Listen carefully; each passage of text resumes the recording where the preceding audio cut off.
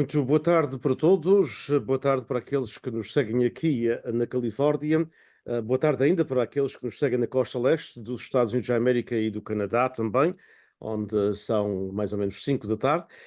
Muito boa noite para os Açores, obviamente já é, portanto, tarde a ser noite e também para aqueles que nos seguem em Portugal continental, alguns amigos ligados a várias organizações. Um abraço também desde a Califórnia, desde o Instituto Portuguese Beyond Borders Institute, o PBB, da Universidade Estadual da Califórnia, em Fresno. É com muito gosto que temos, portanto, neste congresso da Luz, o American Education Foundation, o 48º, começado exatamente há 48 anos e pelo 5º ano consecutivo, organizado online pelo PBB da Universidade Estadual da Califórnia, em Fresno. É com muito gosto que temos a professora doutora Tónia Santos, que nos vai fazer uma apresentação sobre o seu livro fascinante, que está aqui, portanto, como podem ver no ecrã, mas também está aqui, nas minhas mãos, e que eu, francamente, e ela já sabe, não estou a dizer isto por ser em público, já o disse privadamente, que eu adorei, apesar de ter de pensar que sabia muito sobre a base das lajes, porque fez parte dos meus primeiros 10 anos de vida nos Açores. Ao fim e ao cabo, descobri muito que desconhecia. Portanto, nascida na freguesia de Algualva, reside atualmente na Praia da Vitória, é doutorada em História Insular e Atlântica e mestre em Ciências Sociais pela Universidade dos Açores. Em 2018, publicou a obra A Infância Abandonada, o caso particular de Ilha Terceira nos Açores, com a chancela das letras lavadas. Já disse ao Sr. José Ernesto que ele tinha que encontrar um para eu trazer da próxima vez. E com este livro pretende perpetuar as memórias das gentes da Ilha Terceira, deixando um contributo para a história social e das mentalidades, no caso particular do impacto sociocultural da presença estrangeira na nossa Ilha Terceira. Nossa, porque sou de lá.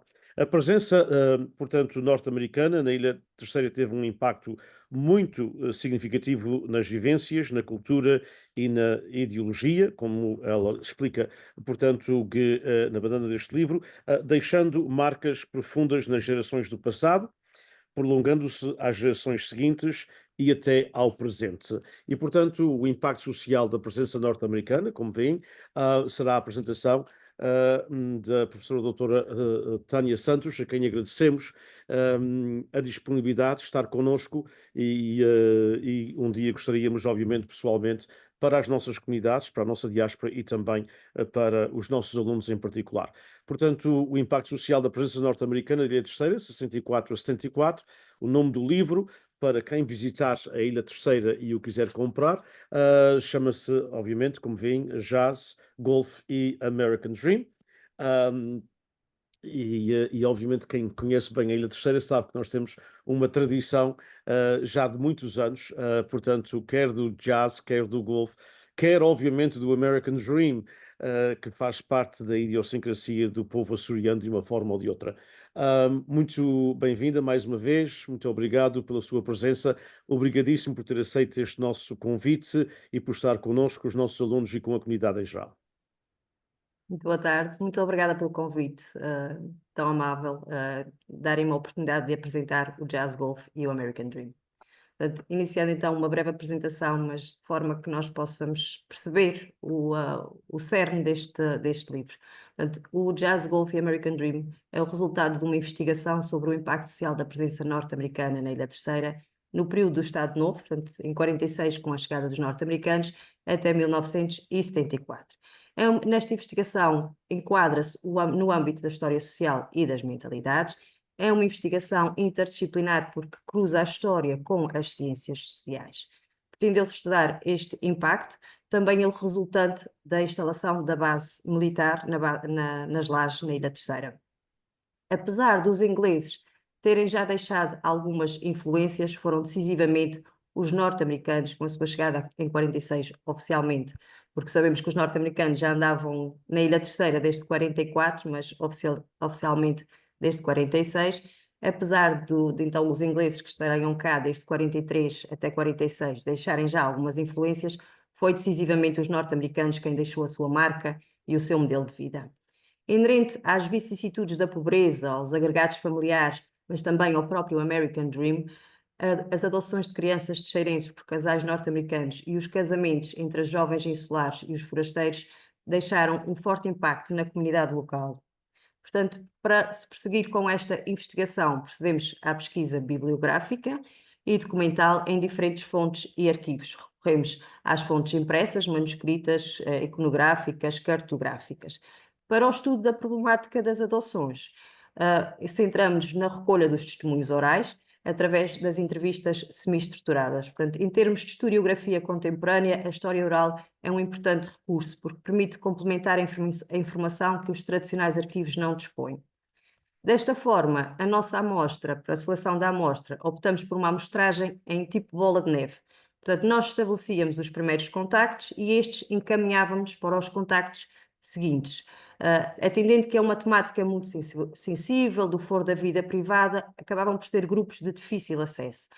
Desta forma, conseguimos concretizar para os casamentos 22 sujeitos testemunhas privilegiadas e para as adoções 17 familiares biológicos, 8 adotados, um pai adotivo e 20 testemunhas privilegiadas, o que fez um total de 68 entrevistas. Para a recolha e tratamento de dados, assentamos numa metodologia do tipo qualitativo cruzado com um método quantitativo. Portanto, com a chegada dos norte-americanos, dá-se todo um conjunto de transformações sociais e económicas na ilha. Desde logo a referir a importância dos produtos made in USA, produtos completamente desconhecidos pela ilha, mas que faziam as delícias da comunidade. A Coca-Cola, por exemplo, foi proibida no período de Estado Novo. No entanto, na Ilha Terceira consumia-se Coca-Cola, portanto, quase como um sinal de modernidade, vivia-se um maior desenvolvimento. O vulgo que ainda hoje conhecemos como queijo amarelo. Portanto, que hoje sabemos que se chama cheddar, mas que naquele período era o queijo amarelo. Portanto, ainda hoje é docemente recordado pelo impacto que teve. Era comum os norte-americanos distribuírem pelas escolas um quarto de pão com o queijo amarelo. Portanto, todos esses produtos acabavam por nos chegar por via do BX, até mesmo pelo comissário, estando muito mais acessíveis, por exemplo, aos trabalhadores da base das lajes, que por si só depois acabavam por disseminar esses produtos pela ilha, pela sua rede familiar e de vizinhança. Portanto, todos nós acabávamos por ter acesso a esses produtos que por si só eram facilitadores do conhecimento da cultura norte-americana. Acabavam por contagiar a comunidade com as novidades, com as novas experiências que os norte-americanos proporcionavam à comunidade.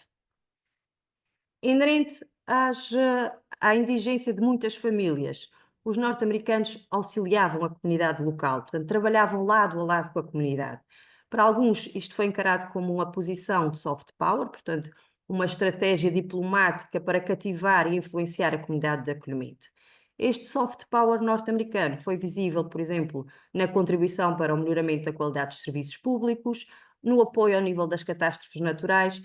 Nesta imagem que aqui temos, que exemplifica a crise sísmica de 64 em São Jorge, os norte-americanos mobilizaram-se para São Jorge para ajudar na reconstrução da ilha. Trouxeram muitos jorgenses para viver na Ilha Terceira e, com isto, ajudá-los a reconstruir uma nova vida, em consequência do quanto perderam. Portanto, os norte-americanos estavam ao lado da comunidade. Ao longo das entrevistas é referenciada imensa ajuda social aos lares de acolhimento residencial de crianças, por exemplo, como o recorte do Crossroads aqui ao lado exemplifica, num donativo em vestidos para as meninas do orfanato, como era designado neste período. Também os cuidados de saúde acabaram por sofrer uma forte influência dos norte-americanos, uma maior modernidade. O primeiro raio-x na ilha foram os norte-americanos que o disponibilizaram. Muito equipamento foi distribuído pelos hospitais da ilha. Nesta imagem podemos ver a entrega de material hospitalar ao Hospital da Praia. As crianças prematuras da ilha habitualmente acabavam por falecer por falta de cuidados, por falta das incubadoras. Com a chegada dos norte-americanos, portanto, os norte-americanos acabaram por construir tudo o que precisavam, de certa forma, e também construíram um hospital com bons médicos, com equipamento mais inovador do que aquele que dispunhamos na ilha. E as nossas crianças passaram a poder usar as incubadoras no hospital americano. Portanto, há todo um fascínio por esses norte-americanos, acaba por haver quase como aquela... Os norte-americanos são os salvadores da pobreza da ilha, dos pobres da ilha. Temos que pensar que isto é um período em que vivíamos muito isolados, éramos as ilhas adjacentes e de repente passamos a viver todo este sonho americano na Ilha Terceira, e isto vai ter um impacto nessas gerações em todas as áreas, de alguma forma. Como, por exemplo, as nossas tradições até as tradições acabam por sofrer influências. Normalmente, quando alguém emigra para um país, para outra nação, para outro país, tem que se adaptar à cultura daquele país. No caso da Ilha Terceira, aconteceu quase como um processo inverso de imigração. Foram os forasteiros que vinham de fora é que trouxeram a nova cultura e nós adaptamos a esta nova cultura. Por exemplo, o pão por Deus.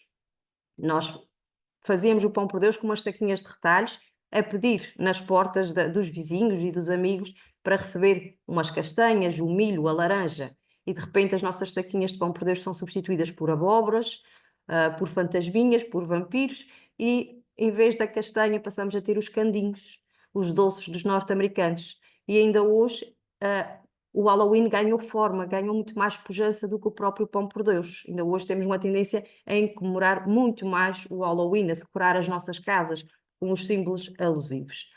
O Natal também era uma época muito especial, de certa forma, graças aos norte-americanos. É relembrado nas entrevistas as festas na base das lajes. Os norte-americanos preparavam uma festa de Natal com Pai Natal, com prendas, com refeições para as crianças dos lares residenciais de acolhimento, que na altura denominavam-se de orfanatos, iam buscar essas crianças para um dia para elas, um dia onde tinham um Natal por inteiro.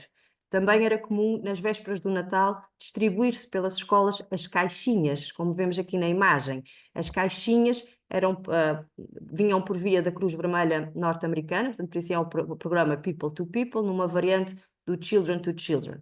Nessas caixinhas, muitas crianças recebiam o seu primeiro brinquedo, ou o seu único brinquedo. Também traziam nessas caixinhas, muitas vezes, produtos de higiene, pastas de dentes, escovas de dentes, que, em alguns casos, até eram desconhecidas da população local. Portanto, trazia todo um conjunto de novidades norte-americanas. Eu lembro-me quando tiramos esta fotografia, que a senhora, quando abriu a caixa, dizia-me: ainda cheira a coisa americana, portanto, ainda tem aquele cheiro delicioso dos norte-americanos. Portanto, são memórias que estão muito presentes ainda nas gentes da ilha. Portanto, essa chegada dos norte-americanos motivou um maior dinamismo económico e social. Desde logo, o trabalhar na base das lajes passou a ser considerado como um fator da ascensão social. Os primeiros trabalhadores da base das lajes pertenciam às franjas mais pobres da comunidade, os mais vulneráveis, que passam a receber quinzenalmente um ordenado garantido e um bom ordenado. Portanto, isto vai ser sinónimo de qualidade de vida, de prosperar. Essas famílias acabam por ganhar o American Dream, de certa forma. Também a necessidade, muita mão de obra nas diferentes áreas, a crescida desses bons ordenados vai motivar o surgimento da mulher trabalhadora da base, verificando-se assim uma certa emancipação da figura feminina. Estamos a falar de um período em que as senhoras eram preparadas para serem boas donas de casa, serem mães, educadoras, para o espaço da domesticidade, enquanto que o espaço do público pertencia ao homem, a rua pertencia ao homem, o trabalho era para o homem. Mas com esta oportunidade de prosperar, de obter essa maior qualidade de vida, os homens vão permitir que as mulheres entrem no mercado de trabalho. Lá está novamente aquela modernidade, até em termos ideológicos, acabou por se sentir este impacto norte-americano. Já os que não trabalhavam na base das lajes, havia que recorrer ao engenho e criar oportunidades de negócio inerentes a esta presença. Como vemos aqui, este senhor disponibiliza a sua carroça, os seus animais, para transportar os norte-americanos e, com isso, ganhar algum rendimento extra. Também o mercado de arrendamento acabou por ser influenciado. Portanto, era elevado o contingente militar que chegava à ilha com as suas famílias. Muitas famílias portuguesas acabavam por abandonar as suas casas, regressarem, por exemplo, à casa dos pais ou criarem anexos às suas casas para poderem arrendar essas casas aos norte-americanos e, com isso, trazerem o tal rendimento extra. Portanto, toda esta circulação dos norte-americanos pela ilha, o contacto, a frequência nos nossos espaços, vai criar oportunidades de negócio. Quantos cafés, quantos restaurantes surgiram no limiar da base das lajes em consequência desta presença? Até o comércio local acaba por sofrer visíveis transformações. Ainda hoje são recordadas as arcas de madeira que se faziam, porque os norte-americanos gostavam muito. Portanto, até o comércio é vocacionado para esta presença. Portanto, outro aspecto que temos que relevar também, neste caso, em consequência da criação do campo de golfe. Como eu tinha referido, os americanos, quando vieram, criaram uma pequena América. O que eles precisavam, eles criaram. E também criaram um campo de golfe. Este campo de golfe vai motivar que muitos jovens, pés descalço, caminhassem desde cedo, muito cedo, caminhavam para o golfe, na esperança de serem escolhidos como caddies dos norte-americanos e com isso trazerem um rendimento extra ao magro rendimento familiar. Mais tarde terá sido criada uma bolsa para esses caddies, para a aquisição do equipamento, mas exigia a frequência escolar. Portanto, tinham que terminar a 4ª classe, digamos que a escolaridade obrigatória da época, e tinham que frequentar o inglês, preparando-os assim para o exame de adesão à base e ganhariam assim o estatuto de trabalhador da base das lajes. Portanto, isto leva-nos também a considerar que o campo de golfe foi um agente de mobilidade social para essas franjas mais jovens e vulneráveis da comunidade, porque lhes deu o acesso a uma carreira profissional como trabalhador da base das lajes. E nós já sabemos que trabalhador da base das lajes representava a tal ascensão, a tal mobilidade social. Muitos destes jovens caddies que se apresentam aqui nessas fotografias, hoje são dos maiores jogadores de golfe amador que temos na ilha e alguns deles até são campeões nacionais. Portanto, isto ilustra bem a evolução, as mudanças na vida dessas famílias. Não podemos de forma nenhuma deixar de falar das influências culturais. E a televisão foi um forte agente de mudança, de influência. A primeira televisão em Portugal foi na zona da Praia da Vitória. Em 1954 passamos a ter acesso à saudosa AFRTS, o Channel 8, onde assistíamos ao General Hospital, víamos NBA, portanto, assistíamos a todo um conjunto de programas, de notícias. Passamos a conhecer que havia muito mais mundo para além da pequena ilha. Tivemos acesso a uma televisão que só chegou, a televisão portuguesa, só chegou aos Açores em 1975, 20 anos depois. Portanto, mas nós desde 54 já assistíamos à televisão americana. Portanto, foi uma janela para o mundo.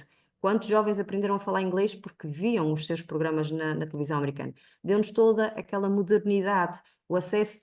Nestes aspectos acabámos por estar quase mais à frente do que o próprio continente. Na pequena ilha terceira, que se distinguia pela presença norte-americana, acabava por se distinguir das restantes ilhas. Também a música foi fortemente influenciada pelos norte-americanos. Chegam à ilha novos ritmos, novos sons, o jazz, o blues, o swing. Portanto, todo um conjunto de influências internacionais chegam à Ilha Terceira e passamos a ter acesso a todas essas modernidades, a essas novas músicas. Através do programa USO, de entretenimento das tropas, muitos artistas internacionais vieram à Ilha Terceira para atuar para a comunidade militar, mas também faziam pequenas digressões pela ilha e muitas vezes até pelas outras ilhas. Isto dava o acesso a toda a comunidade a esses novos sons. As aparelhagens de som, os discos vinil, chegava à Ilha Terceira o que mais recente se fazia no mundo e nós tínhamos acesso a esta modernidade. Quantas bandas se formaram com portugueses e norte-americanos a atuarem no mesmo palco? Country Cousin, Aerojazz.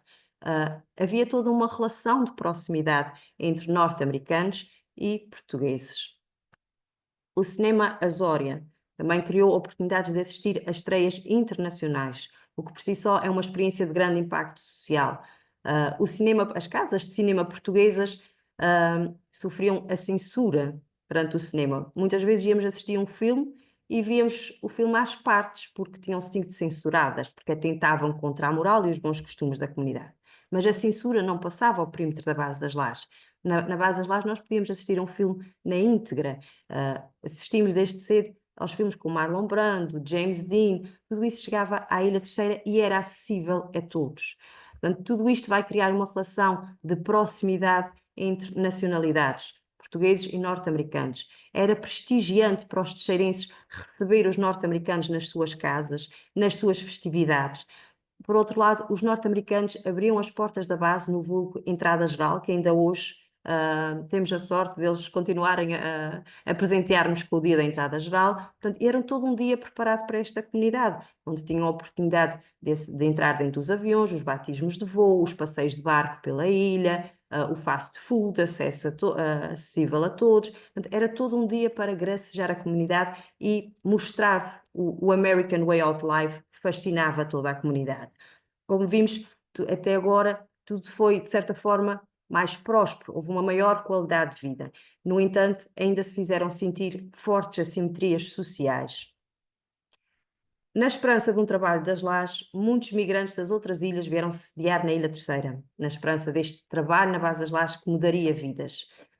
Acabaram por se situar no cimo da Serra de Santiago, criando um pequeno aglomerado de habitações. Essas habitações, pelo aspecto que tinham, portanto, que dominávamos de barracas, foi intitulado de Bairro da Lata durante largos anos. Portanto, eram construídas com restos que encontravam na pista e faziam as suas moradias.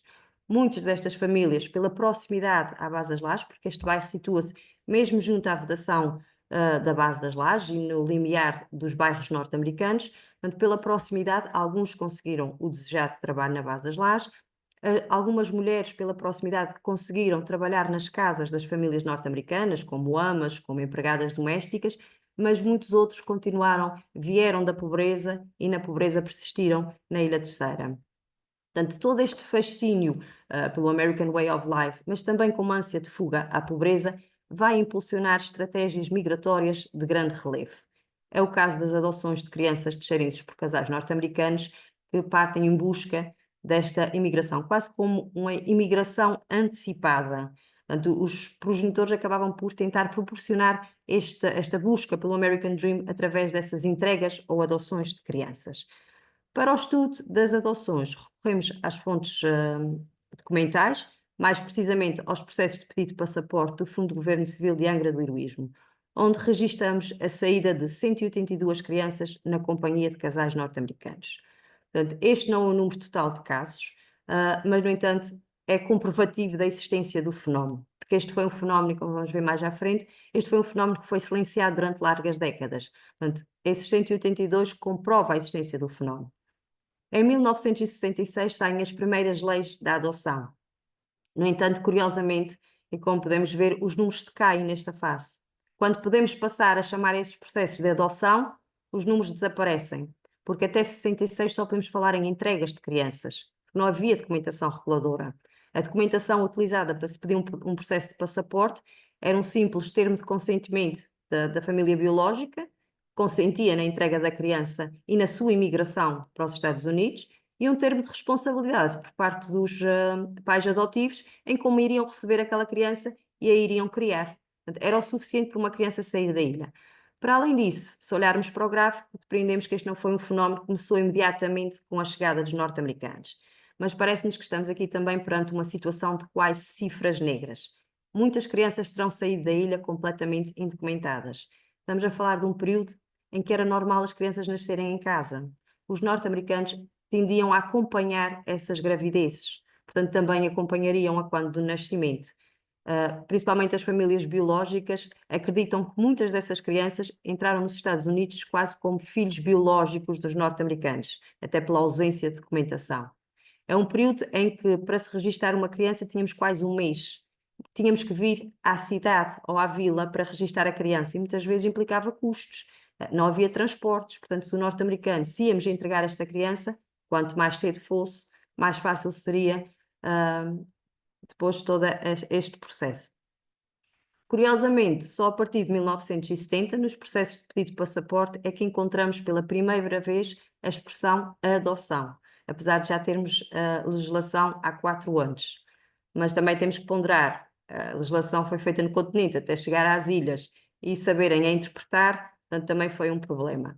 Numa das entrevistas em que tentei encontrar o advogado, não tínhamos muitos, mas um advogado que trabalhasse nessa área, ele o que me explicou foi que quando esta lei chegou, havia uma dificuldade em entendimento da própria lei, porque de certa forma ia contra tudo o que a ditadura, ou que no período da ditadura era exigível. Era nos valores do regime, se não podíamos tomar conta de uma criança, se não a podíamos criar, tínhamos que contar com a caridade da família ou a caridade de algum vizinho. As famílias eram grandes, tínhamos famílias com 10, 11 filhos. Ainda havia o prémio para a família mais numerosa. Anualmente era entregue este prémio. Portanto, esta lei que vem dizer que, afinal, existem 2 tipos de adoção, a adoção plena e a adoção restrita, e que a partir de agora nós vamos poder entregar crianças a estranhos, foi, de certa forma, inibidora de entendimento. Houve sempre algum receio em praticar esta lei. De qualquer forma, nos dois tipos de adoção que temos a adoção plena e a adoção restrita, que ainda hoje prevalecem. Na adoção plena, a criança ganha os totais direitos da família adotiva. Há um rompimento com os laços com a família biológica. E na adoção restrita, as crianças têm que manter o laço com a família biológica. Portanto, não pode haver ruptura. De certa forma, tem que se continuar a relacionar com a família biológica. Curiosamente, até 1977, a prática era a adoção restrita, exatamente por aquele receio de não haver retorno. No entanto, nós pensamos que uma adoção restrita, a criança tinha que manter laços com a família biológica, mas, no entanto, a criança vai para os Estados Unidos. Portanto, nem geograficamente a criança manteria qualquer ligação. Portanto, ainda hoje, a questão das adoções ainda levanta muitas questões, quer em termos morais, como também em termos legais. Há muitas questões que não as conseguimos responder e também isto deve-se, de certa forma, ao silêncio da própria comunidade. Quanto à idade destas crianças, portanto, a preferência recaía em crianças até 1 ano. Há uma maior preferência por crianças recém-nascidas e crianças de meses. Portanto, esta é uma situação que ainda na atualidade acontece. Há uma preferência por mais tenras idades. E isso poderá ser facilmente entendido pelo facto de são crianças que ainda não trazem grandes memórias. Nestes casos particulares não vão encontrar barreiras comunicacionais, mais facilmente se vão adaptar a uma nova família. Como podemos ver, os números das adoções decaem conforme a faixa etária aumenta, mas ainda temos uns números referentes aos 9 anos, 10 e mais anos. Portanto, nesses casos, provavelmente foi uma adoção muito dolorosa. A criança tinha memória, sabia o que é que deixava atrás, não falava inglês.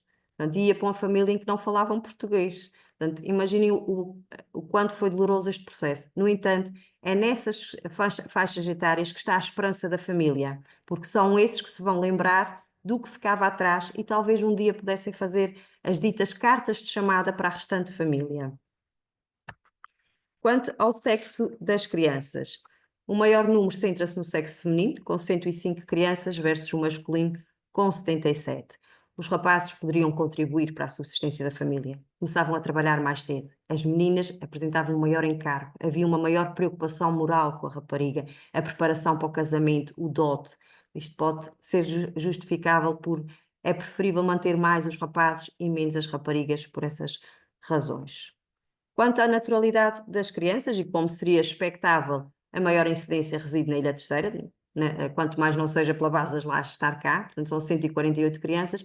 No entanto, este foi um fenómeno transversal a todo o arquipélago, excetuando unicamente Santa Maria e o Corvo, tal como a própria presença norte-americana acabou por ser uma influência transversal a todo o arquipélago. Entrando então nos dados qualitativos. Em termos de entrevistas, o que é que as nossas entrevistas, os nossos entrevistados nos disseram? Portanto, referem que a maior incidência registra-se em crianças de mais tenra idade, isso aí vão de acordo com os nossos dados quantitativos, apontam como principais razões a extrema pobreza em que essas famílias viviam, os agregados familiares muito numerosos, mas também a procura por prosperidade, por uma maior qualidade de vida para os filhos, mas também seria uma forma de manter a honra familiar, portanto, por contornar uma filiação ilegítima, e, em alguns casos, é referenciado que estas adoções foram processos de compra e venda de crianças. Os pais adotivos justificam esta entrega de crianças pelo facto de estarem impossibilitados de uma parentalidade biológica. Ainda hoje, esta é a principal razão da escolha pela adoção. Quanto ao dia de entrega destas crianças, referem que são processos muito dolorosos, que houve muitos sentimentos de tristeza, que foi muito difícil para as famílias biológicas entregar estas crianças.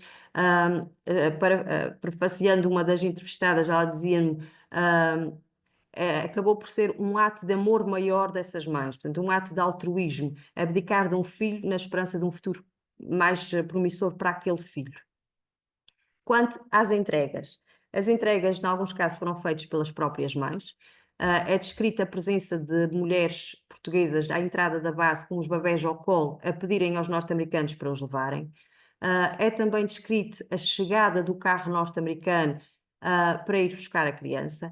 E este episódio faz-me sempre lembrar o que é que realmente as mães desejavam, porque imaginemos, vivendo numa casa extremamente pobre, numa família pobre, numa rua pobre, e chega um carro grande, porque os norte-americanos ali nas décadas de 60 tinham aqueles carros grandes, que ostentavam todo aquele poder, aquela qualidade de vida, que nós entregávamos um filho para aquela qualidade de vida, seria aquele futuro que os nossos filhos iam ter. Portanto, ilustra um bocadinho também esta procura pelo American Dream. E é referenciado também algum intermediário, algum conhecido que entregasse ele próprio a criança. Mas é imperativo também pensarmos como é que essas famílias se conheciam, porque estamos a falar de realidades tão distintas, como é que havia aqui uma aproximação, onde é que os norte-americanos sabiam em que casa teriam uma criança para entregarem, e os portugueses como é que sabiam qual é o americano que queria uma criança. É referenciado o contacto direto, por exemplo, algum familiar que tivesse feito um trabalho esporádico na base, tivesse tido um contacto com essas famílias. É referenciado a presença de um intermediário, alguém que conhecesse as duas realidades e fizesse a aproximação.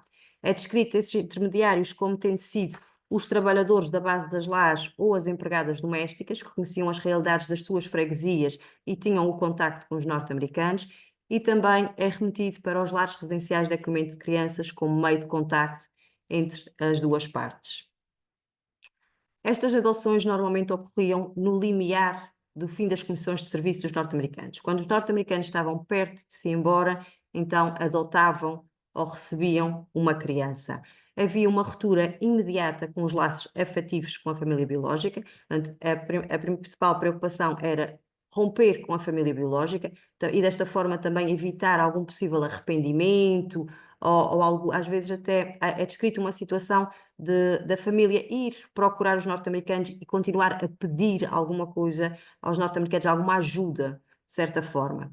Referem também que as principais dificuldades sentidas foram sobretudo nas adoções tardias, aquelas que tiveram adoções com idades mais avançadas, que encontraram muitas dificuldades comunicacionais e obstáculos em voltar a estabelecer uma relação filial, uma relação de parentalidade com as novas famílias. Quanto à legalidade dos processos, os entrevistados, no caso dos pais adotivos, assumem que este foi um processo legal concretizado nos Açores. No entanto, nós questionamos, mas chegando aos Estados Unidos, qual era a validade desta adoção. Nos Estados Unidos, cada estado tem uma lei própria para a adoção. Portanto, continua a surgirem muitas dúvidas em termos legais e também em termos morais. Os próprios adotados questionam os seus próprios processos de adoção. E as testemunhas privilegiadas, que são aquelas que têm um maior distanciamento, não têm relação familiar com essas crianças, apontam para qualquer processo formal de adoção.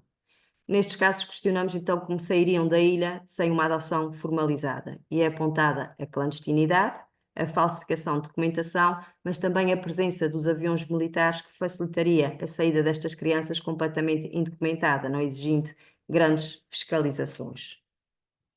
Portanto, como vimos ao longo das entrevistas, é visível que essas adoções eram do conhecimento comum da comunidade. Portanto, toda a gente sabia que havia esta prática, mas, no entanto, foi silenciada durante largas décadas. Há algo que ainda hoje encontramos muitos entraves em estabelecer, em recuperar essas memórias e perceber e ter um maior entendimento deste fenómeno.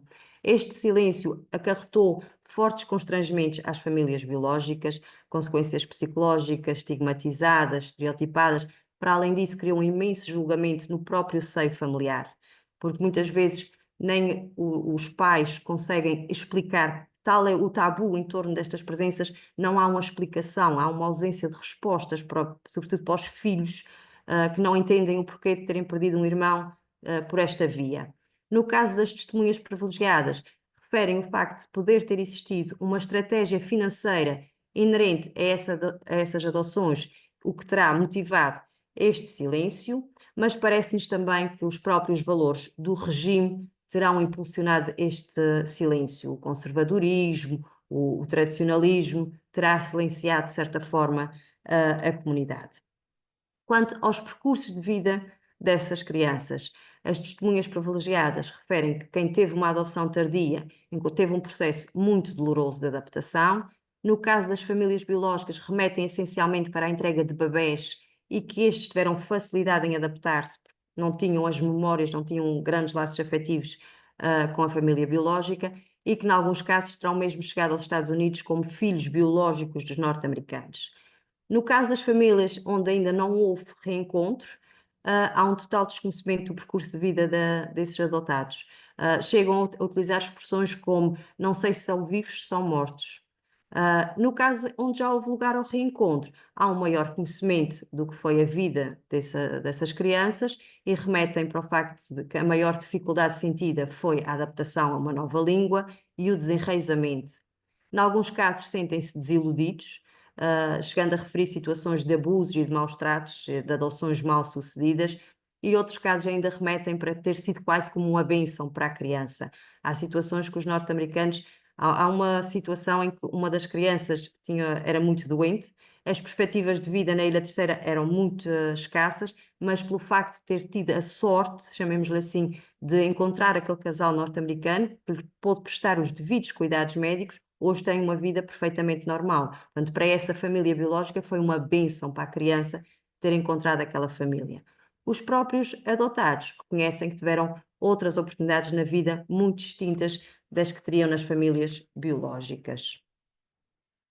Outra possível estratégia migratória, também de grande relevo, foi o caso dos casamentos. Portanto, aquele fascínio pelo americano, já tinha a situação da farda que acabava por encantar de alguma forma as jovens raparigas, mas havia toda aquela América que os norte-americanos podiam proporcionar por via deste casamento. Portanto, várias jovens raparigas acabam por contrair casamento com os norte-americanos na esperança do passaporte para os Estados Unidos. Para o estudo dos casamentos, voltamos à consulta em arquivo, mais precisamente aos processos de pedido de passaporte do Fundo de Governo Civil de Angra do Heroísmo, que posteriormente foram confrontados com os registros da Cúria Diocesana. E registou-se a concretização de 481 casamentos entre jovens insulares e forasteiros. Poderá não ser a totalidade do fenómeno, porque muitas vezes temos que contar com os constrangimentos próprios do trabalho de investigação, a teorização de documentos, o extravio, mas não deixa de ser bastante representativo da sua dimensão. Para além disso, temos que pensar que todas as jovens raparigas eram da religião católica e que os norte-americanos poderiam ser de outra religião, daí que o casamento, que se esperava que fosse um casamento católico na igreja, pudesse não ser contraído na Ilha Terceira. Portanto, há várias situações que poderão justificar que este número seja muito maior do que aquele que conseguimos apurar. A maior concentração registra-se na década de 60, com 268 casos, mas curiosamente a década de 70, em que apenas estudamos 5 anos, em termos proporcionais é bastante significativa, tem 95 casamentos concretizados, portanto em termos proporcionais é representativa. Quanto à naturalidade das nubentes, não podíamos esperar outra coisa, a maior incidência é na Ilha Terceira. Também este foi um fenómeno transversal a todo o arquipélago, neste caso excetuou somente a Ilha do Corvo, mas curiosamente temos uma jovem da Madeira, 23 de Portugal continental e 1 de Cabo Verde. Isto poderá ser justificável pelo facto de nos podermos estar a reportar a filhas de militares da Força Aérea Portuguesa que estivessem mobilizados na base das Lajes. A idade das jovens raparigas acaba por acompanhar a tendência nacional, há uma preferência por franjas mais jovens, dos 14 aos 20 anos, dos 21 aos 25, e vai decaindo conforme a faixa etária também ela aumenta. Entrando então nos dados qualitativos. Portanto, os nossos entrevistados remetem para o facto desses casamentos terem ocorrido imediatamente com a chegada dos norte-americanos e prolongaram-se pelas várias décadas, portanto, era algo recorrente e corriqueiro quase na comunidade. Há referência a familiares diretos que casaram com norte-americanos, filhas, sobrinhas, primas, que têm esta memória para nos contar em maior pormenor. Mas curiosamente, e inicialmente eu referi que para o estudo dos casamentos concretizamos 22 entrevistas. Metade destas entrevistas, portanto 11 sujeitos, fazem associação entre a jovem rapariga e a prostituição. Parece-nos que estamos aqui mais numa situação de representações sociais face à moral pública vigente do que exatamente para casos concretos. Há bocadinho referia que os norte-americanos trouxeram a cultura e nós tivemos que se adaptar a este novo padrão, esta nova cultura que emergia na ilha. Quanto às formas de contacto e proximidade entre os jovens, É referido os eventos locais, os bailes em Santa Rita, no Praiense. Portanto, os norte-americanos frequentavam a nossa comunidade, facilmente se podiam relacionar. Também as relações laborais, os pais trabalhavam na base, conheciam os norte-americanos, eles frequentavam as nossas casas. As próprias raparigas eram amas de famílias norte-americanas, portanto, facilmente poderiam conhecer e, como referi, os norte-americanos frequentavam a nossa comunidade, viviam ao nosso lado, eram nossos vizinhos, praticamente. Ao longo das entrevistas é também referido o enamoramento entre os jovens, mas este vem fortemente associado ao passaporte para a América. Portanto, o enamoramento, mas com o interesse subjacente. Estes casamentos eram incentivados pelas próprias famílias, na esperança do passaporte para a jovem rapariga, mas também de uma possível imigração para a restante família, e por isso mesmo os namoros não seguiam os padrões culturais, sociais e morais impostos pela época. Portanto, havia uma quebra dos padrões porque a finalidade era muito mais apelativa. Quanto às motivações dessas raparigas, portanto, a principal razão é a procura de uma melhor qualidade de vida. O casamento com o norte-americano garantia esta qualidade de vida. O norte-americano é fortemente associado ao bom partido que me vai garantir a prosperidade. Daria a possibilidade da imigração à jovem rapariga, mas também à própria família. E no caso de não haver esta concretização, haveria a possibilidade do casamento dar meios à jovem rapariga para ajudar a família que permaneceria na Ilha Terceira. É referenciado o amor, mas sempre com a América à vista. Referem que todos os casais acabaram por emigrar para os Estados Unidos e que, para isso, abandonavam os padrões culturais e sociais impostos ao namoro e ao casamento. Reconhecem que este foi um fenómeno de larga escala, mas não o conseguem precisar. Portanto, tudo isto leva-nos a concluir que os casamentos entre as jovens raparigas dos Açores e os norte-americanos tinham na sua gênese o projeto da imigração. Quanto aos processos de namoro e casamento, portanto, verificou-se alguma emancipação desta jovem rapariga que casou com o norte-americano. O casamento impulsionou o rompimento com o instituído, mas também exigiu a adaptação a novos padrões e novos modelos de família, novos padrões sociais e até quase morais. Portanto, estamos a falar de um período em que para o namoro era expectável que a rapariga ficasse à janela, o rapaz na rua, não havia contactos físicos nem grandes proximidades. Só com o noivado é que o jovem rapaz poderia entrar em casa da rapariga, mas com vigilância dos pais. Portanto, os norte-americanos não cumpriam este rigor e os próprios pais acabavam por abandonar porque a finalidade era muito mais apelativa. Portanto, se garantis um casamento com o norte-americano, temos que nos adaptar àquela realidade, à cultura norte-americana. Então, eles iam buscar as raparigas nos carros norte-americanos, não nas janelas. Portanto, havia toda uma adaptação a este novo modelo que chegava à Ilha Terceira. Isto também fazia com que os namoros fossem de curta duração, porque tinham que se adaptar às comissões de serviço dos norte-americanos, que por norma eram 2, 3 anos. Nós, terceirenses e portugueses em geral, tínhamos a particularidade de ter namoros muito longos, noivados imensos, e de repente temos que nos adaptar a uma realidade de 2, 3 anos, porque temos que acompanhar as regras, as normas norte-americanas. Normalmente esses casamentos ocorriam na Ilha Terceira, mas nem sempre se realizou o casamento católico e, em alguns casos, traficado somente pelo contrato civil. Quanto aos percursos de vida dessas jovens raparigas, ao longo dos discursos há muita incerteza nas respostas dos entrevistados, não há grandes certezas do que é que lhes realmente aconteceu. Reconhecem que todas emigraram, mas que, em alguns casos, terão chegado aos Estados Unidos e foram fazer a sua vida fora do contrato de casamento. Noutros casos, que ainda hoje são casadas com os norte-americanos, quase como um sinal de felicidade e de que o casamento foi bem concretizado. Em noutros casos, ainda em que nem imigração, nem casamento correu como o expectável. Portanto, com esta investigação, foi o intuito deixar um contributo à história social e das mentalidades, versando o caso particular da influência sociocultural da presença norte-americana na Ilha Terceira.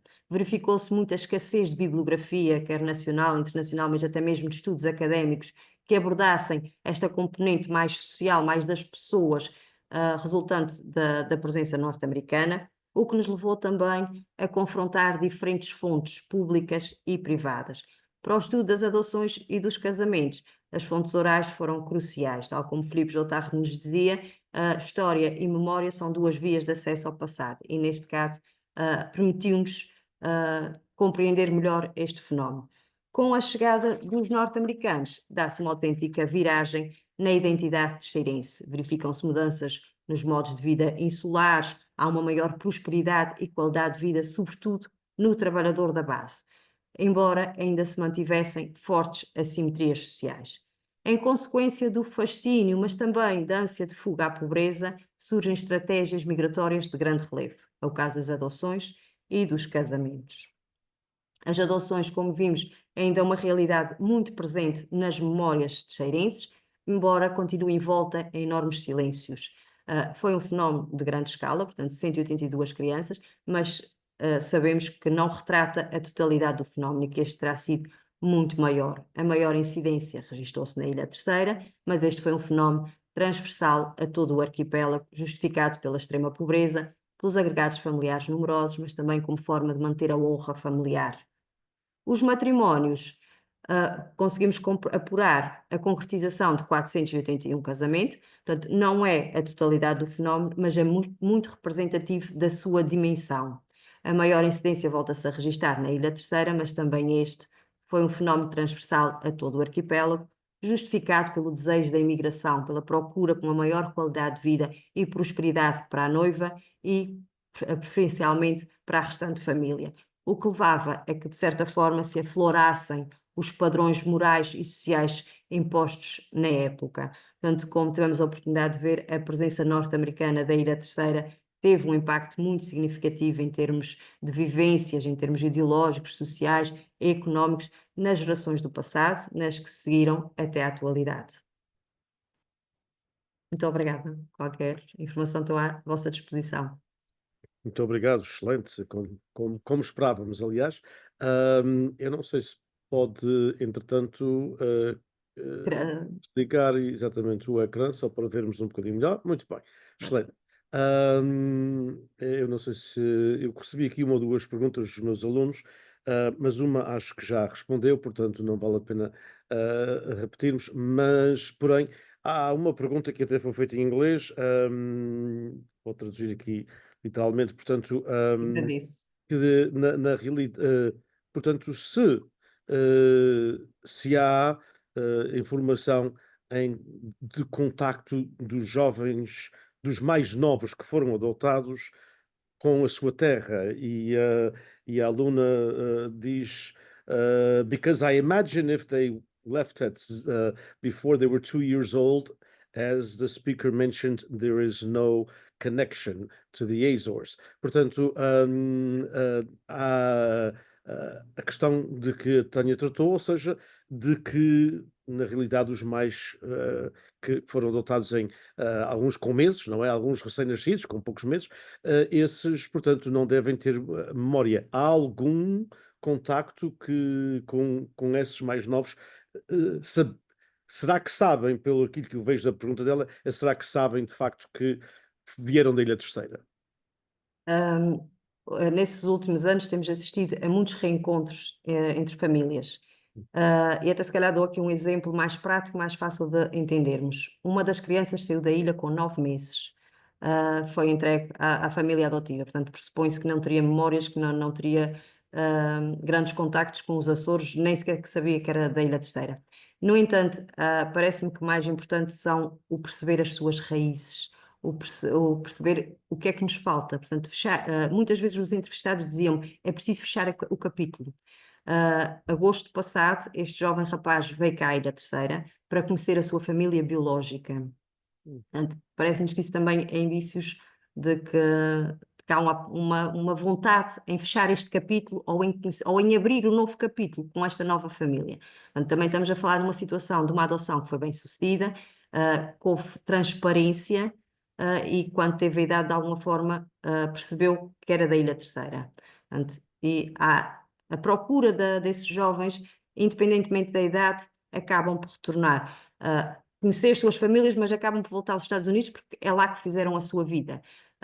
Mas curiosamente, neste caso, quando ele veio cá, acabou por entrar em contato comigo, e quando ele foi embora, eu acabei por mandar uma mensagem, perguntar se estava tudo bem, e ele dizia-me, eu estou com um problema, é que eles agora querem todos vir para os Estados Unidos e ainda tem trabalho para eles. Portanto, o American Dream também ainda continua nessas famílias. Portanto, ainda há aquele desejo de um dia eles vão se lembrar da família que cá está e talvez levem a gente para os Estados Unidos.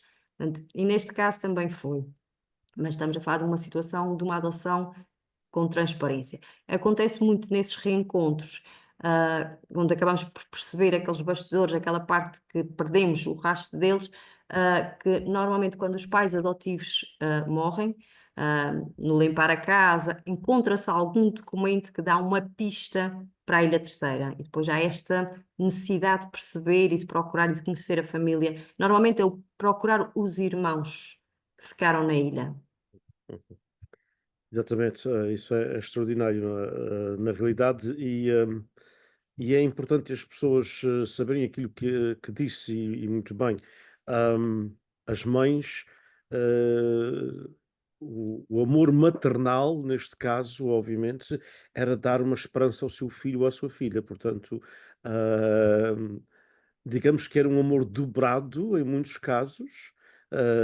Podemos não olhar com esses olhos hoje, mas estamos a falar dos Açores, não é? De 40, de 50 e 60, particularmente de 70, e portanto era de facto uma espécie de altruísmo, como disse, e um amor verdadeiro, entre aspas, não é? Ou seja, porque todos nós falamos na liberdade para os nossos filhos e numa maior oportunidade para eles, para os filhos e filhas, mas muitos destes casais, muitas destas mulheres sabiam que era a única oportunidade que eles podiam ter, não é?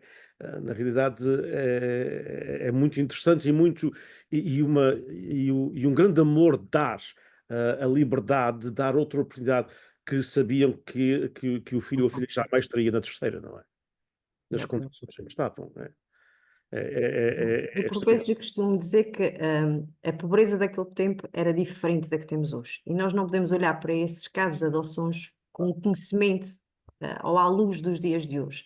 Portanto, hoje temos subsídios, hoje temos assistente social, hoje temos ajudas, hoje temos controle de natalidade, coisas que eles não tinham. Temos planeamento familiar e antes não tinham nada.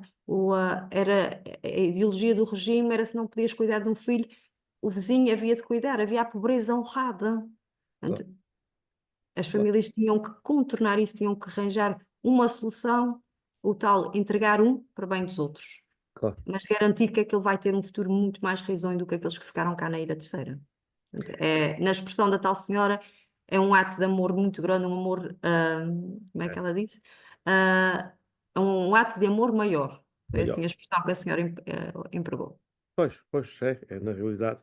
Ahm, Nos números que nos deu, obviamente, e há um quadro na página 230 em que nos fala, por exemplo, por onde eles foram nos Estados Unidos. Alguns sabe-se, não é? Outros não se sabe, não é? Portanto, não discriminado é a maioria, não é? 109 vieram para os Estados Unidos. Mas é impressionante como foram para praticamente quase todos os estados, digamos assim, da União Americana, desde a Pensilvânia até Oklahoma, de Tennessee a Virgínia, etc. E isso é extremamente interessante pelo aspecto desses que, porventura, como disse, encontraram ou sempre souberam, não é? De uma forma ou de outra, aqueles que vieram maiores, a maior idade, que vieram com 7 ou 8 anos, é de facto que os açorianos estão espalhados por todos os Estados Unidos, porque não são aqueles que emigraram tradicionalmente para os estados onde os primos, ou os tios, ou os avós, ou os pais, ou os irmãos estavam. Neste caso, há de facto uma grande concentração, digamos assim, em vários estados americanos, sendo os maiores, na realidade, que é impressionante, os dois grandes estados onde há comunidades, ou seja, portanto, são 6 em cada, é na Califórnia e Massachusetts. E isto também tem a sua particularidade interessante, não é? Vai por ter, realmente.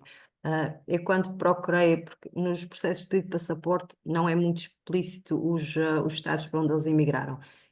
Quando fiz essa recolha foi mesmo a tentativa de perceber se havia alguma forma deles se conhecerem entre si, de saberem que era um denominador comum entre eles. Estamos a falar de comunidades militares, portanto que à partida teriam esta cumplicidade em comum, mas depois entrevistando-os foi curioso que os adotados diziam: eu nunca imaginei que isto fosse tão grande, pensei que era caso único. Portanto, e isto leva-nos quase a ponderar com o que se passou aqui na Ilha Terceira, o silêncio, ou as famílias fecharem este assunto em si, também acabou por se passar nos Estados Unidos. Portanto, embora aquelas comunidades vivessem próximas umas das outras, até não tivessem alguma relação de amizade, não era algo que se partilhasse. Portanto, acabava por também este silêncio ser, de certa forma, extensível aos norte-americanos. Mas é curioso realmente ver que para praticamente todos os Estados Unidos da América acabou por emigrar crianças teixeirenses e açorianas em geral. Uma grande parte, obviamente, do seu trabalho foi com as histórias orais, como disse, não é? E hoje a história, os historiadores têm uma outra versão da história oral do que tinham, por exemplo, há 45 ou 50 anos atrás, como sabe. As histórias orais eram vistas como uma coisa de genealogia, etc. Não eram verdadeiramente documentos históricos. Hoje os historiadores, como no seu caso, têm uma outra percepção e a nível mundial, como sabe, melhor do que eu. Ahm, Qual é a importância? E eu até digo isto talvez de uma forma um pouco egoísta, porque nós aqui na Universidade, uma das nossas missões é registar as histórias orais dos portugueses ou dos Açores-descendentes no centro da Califórnia. Temos neste momento um pouco mais de 100 histórias orais registadas, e já começamos, quer dizer, já quem queira fazer trabalho de investigação sobre a presença portuguesa na Califórnia, com 100 histórias orais, já pode fazer alguma investigação, não é? Portanto, para nós é a única tábua de salvação, ou seja, não, infelizmente as nossas associações, algumas foram impecáveis, mas outras não foram, portanto, não foram tão cuidadosas em registar a história da comunidade e, portanto, até em muitos casos começamos também as nossas histórias orais aqui um bocadinho mais tarde do que deveríamos, não é? Perdemos muitas histórias, eu costumo dizer, muitas foram para a cova, não é? Com as pessoas, particularmente aqueles que emigraram, como o meu avô, que emigrou e depois voltou, mas muitos não voltaram, aqueles que portanto, emigraram no princípio do século XX. Essas histórias perderam-se. Estamos a recuperar algumas através dos filhos. E, obviamente, quem conta um ponto acrescenta um ponto, não é? Portanto, nós não sabemos a veracidade de tudo exatamente como é. Mas é uma forma de se registar algumas das histórias. Um, Neste trabalho, qual é a importância que dá de facto às histórias orais, para além dos tantos outros documentos que consultou? Quando trabalhamos memórias, é sempre muito subjetivo. Temos que ter sempre muito cuidado com as memórias. Para já, porque estamos a falar nos dias de hoje. Como dizia, quem conta um conto acrescenta um conto. Contamos a história da perspectiva daquela pessoa. Portanto, é muito importante pegar na memória, mas temos que a confrontar com as fontes tradicionais. Portanto, e foi o caso que aconteceu aqui.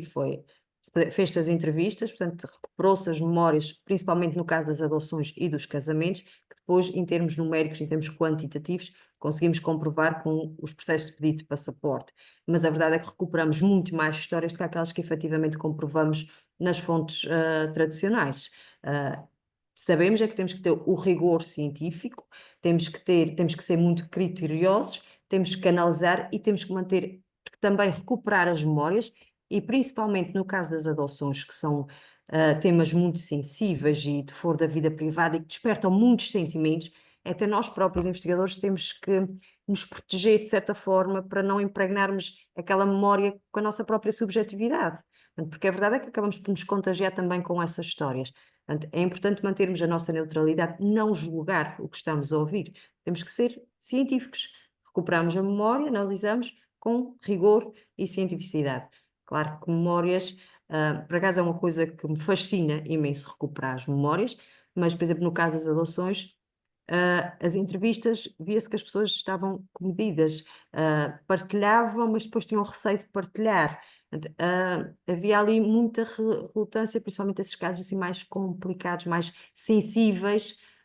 Temos que ter mesmo algum tato e acariciando devagarinho essas memórias, mas é muito importante recuperá-las, porque, como diz, essas memórias estão-se a perder e é importante nós perpetuarmos para as gerações futuras. Porque, por Exato. exemplo, no caso das adoções, não haveria outra forma de contar essa história. E até é curioso porque eu, quando fiz a primeira investigação sobre as adoções, e fui um bocadinho agredida cá na ilha, porque mexi num tema que não era para se mexer e eu não tinha o direito de o mexer, não é? E as pessoas julgaram um bocadinho. No entanto, foi muito benéfico para as famílias biológicas, acabou por dar um certo valor e o caso de uma senhora que me abordou e acabou por agradecer porque de alguma forma tinha entendido o que se passava na sua família, que não era um caso único da sua família e que até conseguia perdoar a mãe e acabar com aquele julgamento que havia na família, porque era algo que tinha acontecido, era um recurso, tinha havido entendimento. Portanto, é importante nós também trabalharmos essa vertente. Por isso é que também acaba para esta investigação ter a vertente das ciências sociais, a vertente da história, mas também tem acima de tudo uma vertente que se calhar não é científica, que é a vertente humana. E é importante também principalmente em temas assim tão sensíveis, acaba por ser quase, e vou-me atrever a dizer uma asneira, mas é quase como uma terapia social, esse tipo de investigação. No seu livro, portanto, e logo no primeiro capítulo que eu achei fascinante, que é o período do Estado Novo e a implantação da base das lajes, e aí é que, obviamente, aprendi muito com este capítulo, e como os outros também, porque há muitas nuances, há muitos casos que acabam por acontecer e que nós acabamos por perceber depois de lermos este capítulo. Ou seja, numa era de ditadura, e há uma parte, por exemplo, na página 69, em que cita uma correspondência de 1 de julho de 41 do Roosevelt para Salazar, em que podemos ler, e cita aqui, e eu vou ler em inglês, obviamente, como está: "This government views with greatest gratification the steps which already have been taken and which are being taken by your government to strengthen the defense of the Azores." E depois continua mais para o fim, dizendo: "As to render any surprise attack upon them by Germany or by the powers." Uh, e é interessante esta nota porque, primeiro, eu desconheci a nota, e segundo, porque vê-se aqui um bocadinho da diplomacia de Roosevelt. Roosevelt era conhecido como um grande diplomata acima de tudo, não é? E que sabia, e um grande comunicador. E, portanto, não é segredo nenhum que ele não morria de amores por Salazar, como quase todos os presidentes norte-americanos de então, não é? Não morriam de amores por Salazar. Mas ele faz esta aproximação a Salazar de uma forma muito diplomática e a dizer: ainda bem que nós estamos aqui para te ajudar, que tu queres de facto defender os Açores, não é? Para que não fiquem, para que não sejam assaltados pelos alemães, etc, etc. Nesta sua busca, na sua pesquisa, e tem outros documentos que encontrou, nota-se mesmo bem, e o seu capítulo é excelente em muitos aspectos, e num é que, lendo este capítulo, notamos que, na realidade, o Salazar foi pressionado, não é? A aceitar esta vinda dos Não teve americanos. muitas escolhas, não. Exatamente. Ou que não éramos todos norte-americanos. Sim, também houve isso, não é? Podia, a possibilidade de uma invasão das ilhas foi pensada. Portanto, poderíamos hoje ser todos norte-americanos. Exato, exato, também falo nisso, nesse aspecto também, de facto, havia planos, não é? Havia uns planos para uma invasão total do arquipélago dos Açores se Salazar não aceitasse. Exatamente, e acabou por primeiramente aceitar com os britânicos, já ao abrigo da aliança, da velha aliança luso-britânica, mas o verdadeiro interesse era dos americanos. Uhum. Portanto, não há aqui uma cedência, possivelmente teria havido uma invasão nas ilhas. Claro. Portanto, esta entrada dos americanos, na sua perspectiva e na sua pesquisa também, esta entrada dos americanos, obviamente que deveu-se, como disse, à primeira entrada dos britânicos, não é? E a nossa aliança com a Grã-Bretanha. Não teria talvez acontecido da mesma forma se não tivéssemos tido os britânicos primeiro, não é? Abriu o caminho, mas parece-me que os norte-americanos iam tentar até chegar cá, sinceramente, porque a verdade é que eles ainda hoje cá estão. Claro, claro. Portanto, têm sido contratos concessões, mas a verdade é que eles ainda persistem, o interesse mantém-se, mas eu também acredito que os britânicos abriram caminho, mas de alguma forma os norte-americanos acabariam por ficar. Para já, até pela posição estratégica dos Açores. Portanto, claro. estamos a falar de um período em que os aviões precisavam abastecer, era preciso este ponto de apoio na ilha. Hum, Acabava por haver todo um interesse e realmente assustando o Salazar com uma possível invasão dos alemães, podia a coisa ficar mais fácil de chegarem à Ilha Terceira. Tanto que eles em 44 já estavam em Santa Maria. Era um claro. saltinho até chegar à Terceira. Pois, pois. Falou logo no princípio na questão dos produtos americanos. E os alunos aqui nos Estados Unidos ficam sempre abismados quando a gente diz que a Coca-Cola era proibida em Portugal. Mas porquê não? Dizem eles, e há várias razões. Mas portanto, são casos anedóticos em alguns casos, mas na realidade, a presença dos produtos americanos veio transformar. Primeiro, talvez, e eu queria saber a sua opinião, primeiro, talvez mais a zona do Ramo Grande, digamos assim, mas depois acabou por ter repercussões na ilha toda. Mas eu sou, portanto, um produto dos anos 60 e recordo-me em casa da minha avó materna, que vivia no Cabo da Praia, e ela era originalmente de Santa Bárbara, de quando vinham primos e os meus tios, tios-avós, que tinham um desconhecimento total, e estamos a falar, portanto, em 64, 65, 66, tinham um desconhecimento total dos produtos que nós já conhecíamos, e que faziam parte do nosso dia a dia, portanto, na zona do Ramo Grande, digamos assim, na zona mais próxima da base das Lajes. Hum, Acha que esta presença, como disse, transformou a Ilha Terceira, não só os produtos, mas também a televisão e a abertura, e ao mesmo tempo permitiu que viessem de outras ilhas também. Não seríamos definitivamente, na sua opinião, ou com a sua opinião, não seríamos definitivamente a mesma ilha se não tivéssemos tido a presença dos americanos. Vou dar a minha opinião mesmo, pessoal. Eu acho que não. Exatamente. Porque nós hoje somos, de certa forma, produto desta influência. As gerações... Eu também tive um avô que trabalhou na base das lajes e acabei por ter certos privilégios pelo facto do meu avô trabalhar na base das lajes. Provavelmente ele foi das primeiras pessoas a ter uma televisão. A televisão era um espaço de convívio, os vizinhos iam à televisão, também ele trazia os produtos made in USA e nós consumíamos esses produtos americanos. Portanto, eu lembro-me na escola devia ser mesmo muito novinha, mas foi uma memória que me ficou mesmo muito marcada, de receber uma caixinha. No meu tempo já foi uma caixinha um bocadinho diferente, mas também recebi uma caixinha. Portanto, e tudo isto acabou por nos acompanhar. Acabamos por ter outras regalias, outros acessos. Acabou por ser uma ilha que teve o acesso ao American Dream na sua própria ilha. Houve coisas que ganhamos a nível de desenvolvimento e mesmo em termos ideológicos. Muitas coisas acabaram por se alterar, acabamos por. A base das lajes acabou por ser um abre-mentes. Portanto, houve um maior esclarecimento, principalmente nas populações mais rurais. Eram os principais trabalhadores da base das lajes, vinham dos meios mais pobres, dos meios mais rurais. As pessoas da cidade não iam trabalhar para a base das lajes. Os primeiros trabalhos da base das lajes eram trabalhos duros. O reconstruir a pista, o tirar as chapas metálicas dos britânicos. Eram trabalhos mais duros, mais rurais.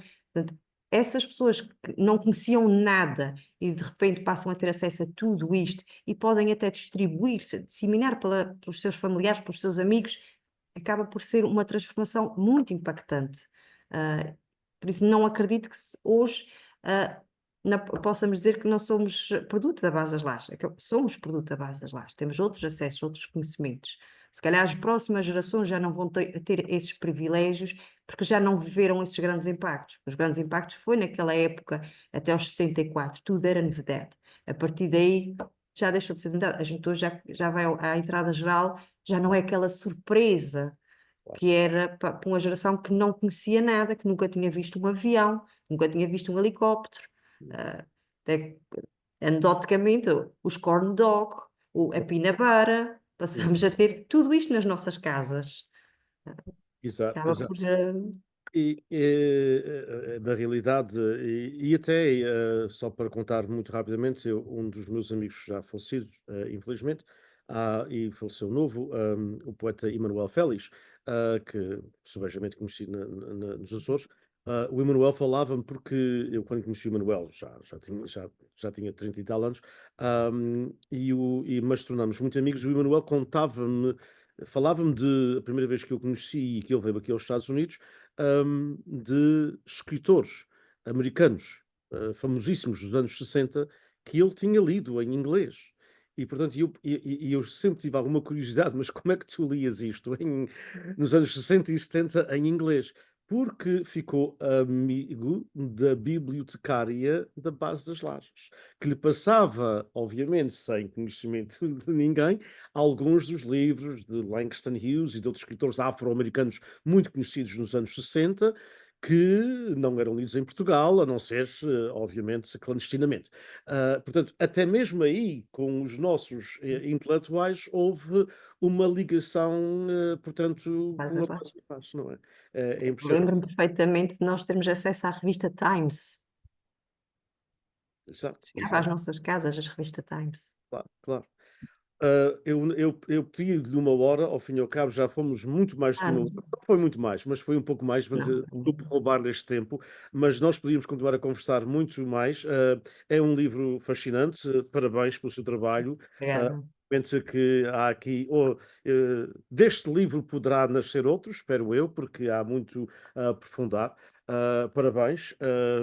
Esta história, e talvez, obviamente, não no detalhe que tem no seu livro, mas seria interessante pensar-se e no futuro em haver também uma possível tradução, porque o problema é sempre nós, nas comunidades, estamos a perder a língua, infelizmente, é um dos temas deste congresso, estamos a perder a língua, é muito natural, aliás, algumas dessas crianças que foram adotadas possivelmente não falam português, obviamente, não é? Porque foram criadas em meios americanos, os nossos não foram, mas com a integração das novas gerações, é um produto natural, é parte da América, todos os grupos, basta dizer que nos anos de 1905, 1910, a segunda língua mais falada nos Estados Unidos era o alemão, porque havia muitos imigrantes dessa zona, e hoje são poucas as famílias, ou para dizer nenhuma, que fala, de facto, não sei, há uma família que esteja aqui a trabalhar, que fala, portanto, a língua alemã.